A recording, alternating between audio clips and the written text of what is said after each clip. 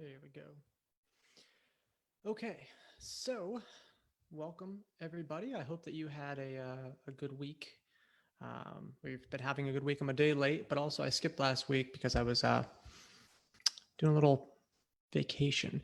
So good to see you all again. If you haven't, this is your first time tuning in, or if you don't know who I am, I'm Kevin. And I do a weekly live. I've been doing this since March, and the goal with these weekly lives is to give you all some information, talk about some different topics that I would like to think are important to dog owners. And today we're talking about. Hi Nancy. Today we're talking about. The title is "My Dog Killed a Bunny," and the so years ago I wrote a blog post. It must have been 4 years ago, 5 years ago, about a time that my dog killed a bunny. So V, who is like the spokesdog of the company, he was, what is he now, he was probably 8 or 9 at the time, and to my knowledge he had never killed anything. And one day I went, it was very early in the morning, and I went out to the backyard, and I looked at him, and he was doing something, and he had something in his mouth, and I like went, V, drop it, like a complete, like I was like in shock. I had no idea what was going on, and somehow he dropped it. I don't know why or how. I mean, I don't, it wasn't good training or whatever. He just was like probably startled by my reaction. Not that I was trying to scare him or anything. It just was, I was startled, and I'm like, what the heck? And I walk over, and it was unfortunately a baby bunny, like yay big. I don't know how old it was. And I was pretty sad. I mean, I'm an animal lover, and I was like, oh man. And I, I was shocked, I think, mostly because I had the mentality that a lot of dog owners have, probably not cat owners, but a lot of dog owners have, which is I never thought my dog would, I never thought V would kill anything. I always thought, well, if he, if he ever got the chance, he wouldn't know what to do. Those words had left my mouth multiple times before in the past. It's quite naive of me, but and I had seen him chase cats a lot. I used to, I don't know, a decade ago, I'd have him in my parents' backyard off leash, and a stray cat would show up, and he would chase it, and the cat would go under the fence, and that was that. And he always got kind of close, and I always would say, well, he wouldn't know what to do. Turns out he would have known what to do. He does know what to do, and it kind of is what it is in that sense. I never want anything to die, but it happened. And dogs, that is something that a dog is capable of doing. The crazy thing is that was the first time I'd ever seen anything like that. And the very next day, my other dog, Villery, I had him on leash in the front yard. We were getting ready to go for a walk, and he was just like investigating a bush, or it was tall grass, like a tall, some sort of a grass, like a fancy grass. And all of a sudden, in the blink of an eye, he just dove into this bush. And lo and behold, a baby bunny came out, and he just went shake, shake, and the bunny came out of his mouth and flew. And it was another baby, it was about yay big. And that was that. And then he just like looked at it and went away. And I was like, oh my God, what is going on in my life right now? I was, what it did to me is it really opened up my eyes and said, well, dogs are dogs. They do fall under the predator category. They will chase smaller things and chase them, grab them, shake them. Yeah, Kate just mentioned we afford cats so much more leeway in terms of predatory behavior than we do dogs, and it's so true. And I think that Sierra, I get so proud when mine make a catch. I think that we just in general, on so many fronts, we hold our dogs to higher standards. I'm not a cat owner. I do like cats. I've never had one. I've met a lot of cats when I'm working with dogs. And I think cats are really cool. I've never had one before, but I have seen cats nonstop catching birds and catching mice and bringing the mouse back home. And we kind of just say, oh, that's what cats do. But then we do hold our dogs to higher standards. And I think that we're not doing them justice by doing that. Nancy, you're saying my Basset used to carry baby bunnies in her big flues when she actually, I mean, technically adult bunnies produce extra baby bunnies because there's a high risk of losing their babies. So that's why they do produce so many. And that's like, I was watching, if you all have Netflix, check out My Octopus Teacher. That's a really cool documentary. But like octopus will I think like estimated 500,000 babies are what they'll produce, and only a handful of them will survive. So I mean, it's just that's kind of nature in itself. But we kind of just hold them to higher standards. But so I had two casualties in 2 days, and it really opened up my eyes. And again, I went from, oh, my dog V especially would not know what to do, to, oh, he did know what to do. And then I was in denial at first. I was like, oh, it couldn't have been him. The baby bunny probably fell from the sky or something. So anyway, yeah, he totally did it. And he, oh, Kate, you saw that. I love that documentary. Yeah, my octopus teacher is ridiculously awesome. It's like an hour and a half. It's really cool. But yeah, so it happened to me. I think it's happened to a lot of people. And I remember my friend Andrew, his dog Charlie, Charlie was like, I don't know, 40 pounds. He would take down groundhogs, which are almost his size in the backyard. I mean, that's just what they do. And we have kind of selectively bred certain traits with from certain traits from like from like wolves, in terms of, the stalking, or the chasing, or the grabbing and shaking. Like we've selected those and bred them into dogs. And so terriers grab and shake things, hound dogs put their noses to the ground and track, sight hounds see and chase. I mean, we've selectively bred all this stuff. So it is what it is.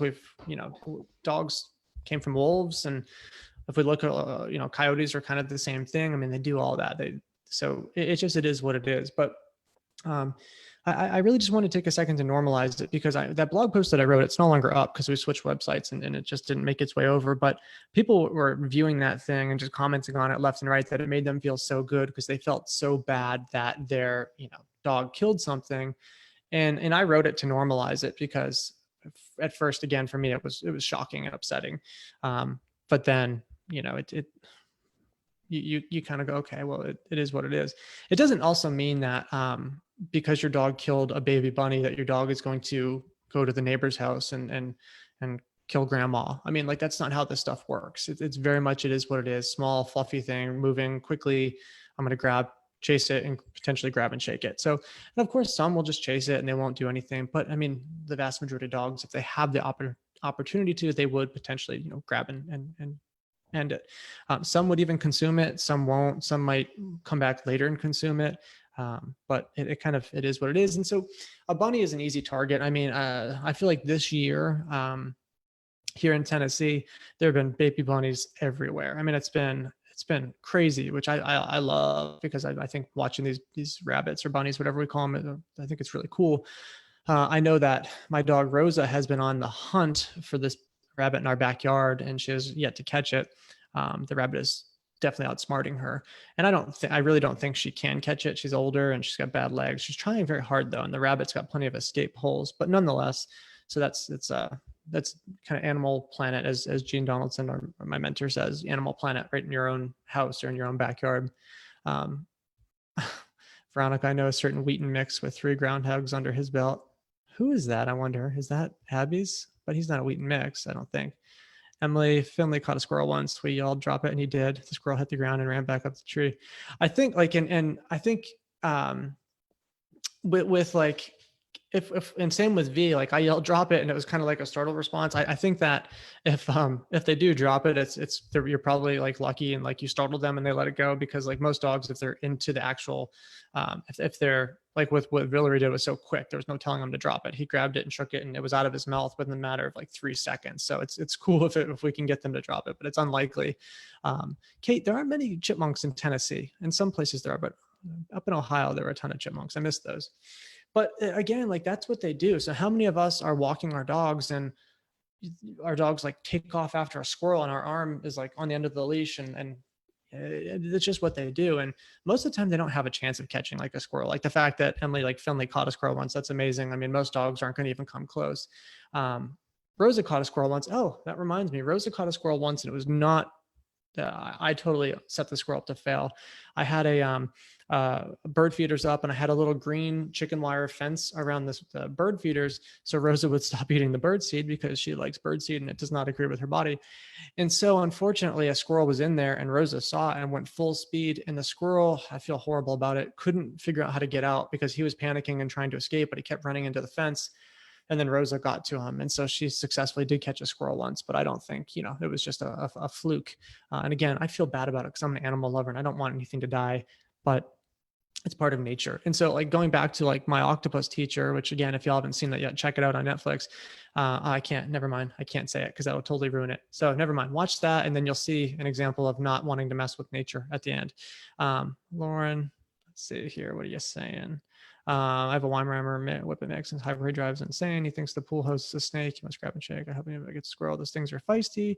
That's his goal in life. Gotten plenty of bunnies and moles and a bird though. What's crazy about all this stuff too is like the fun is kind of in the chase too. They might not even ever catch anything, but it's not going to stop them from trying. So like it's like reinforcing to chase. Obviously, it's very reinforcing to catch them.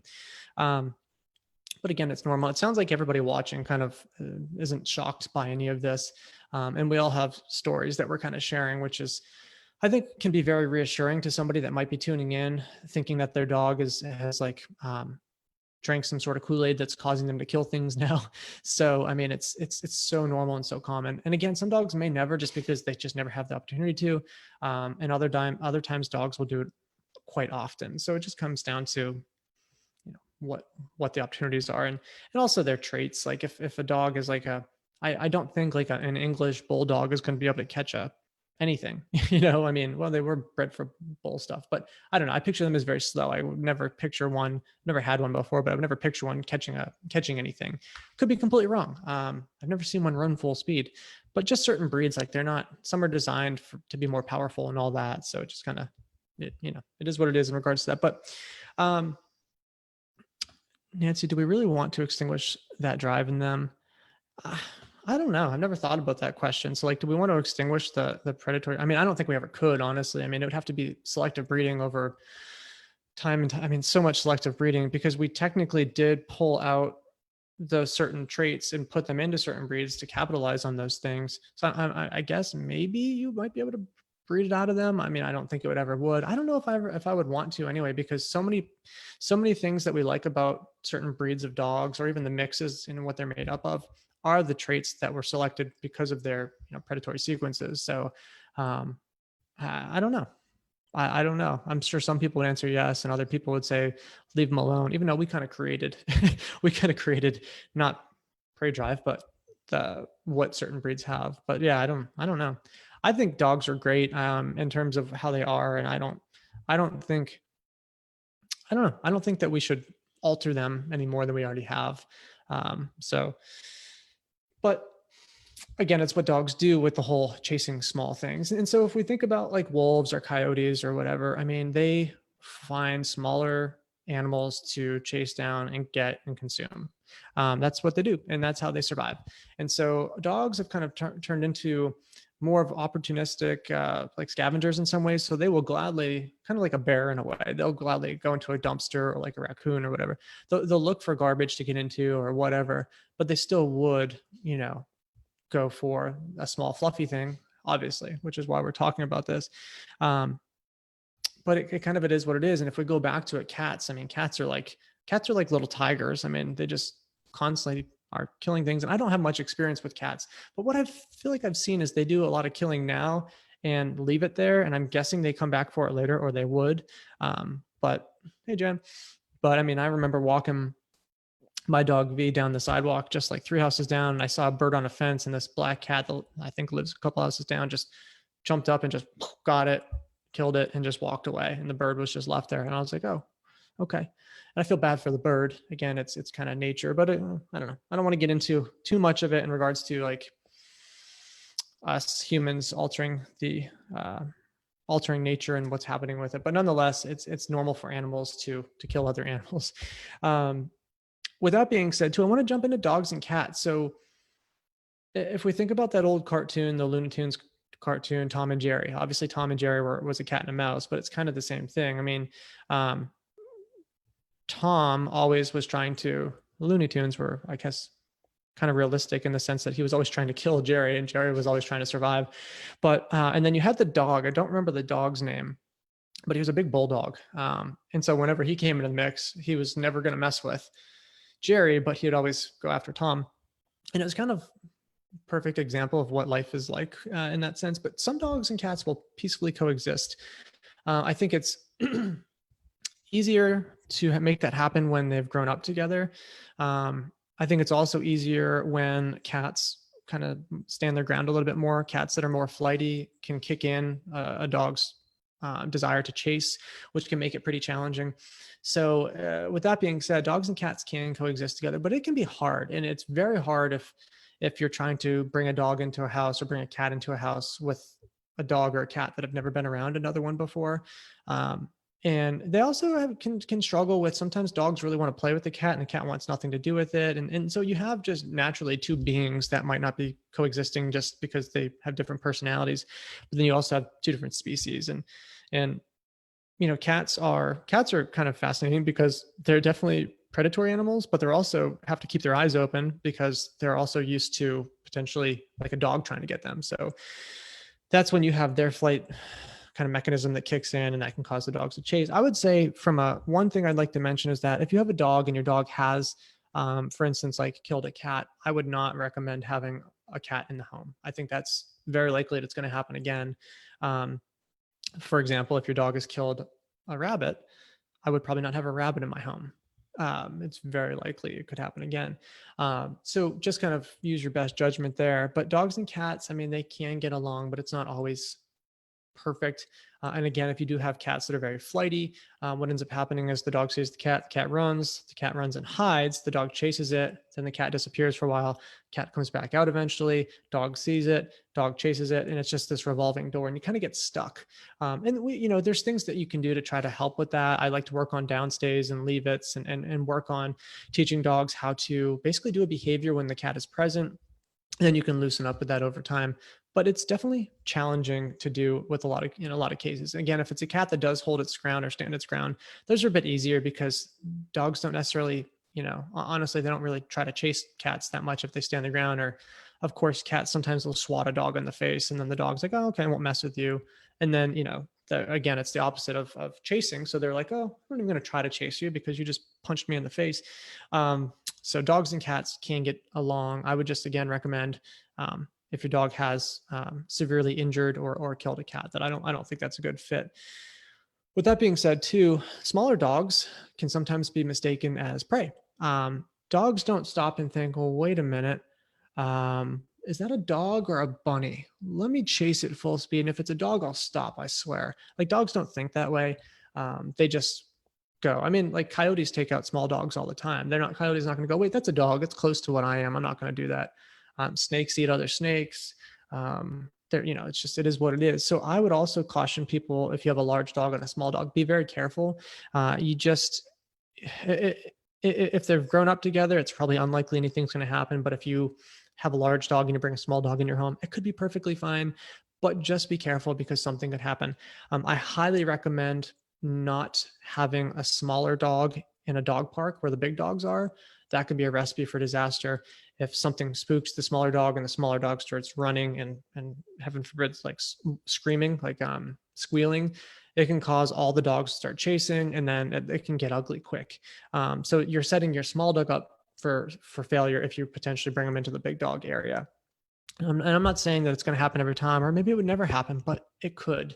And I'm very cautious, and I try to prevent anything from happening. So dogs, big and small, doesn't always work out well. Yeah, keep that in mind too.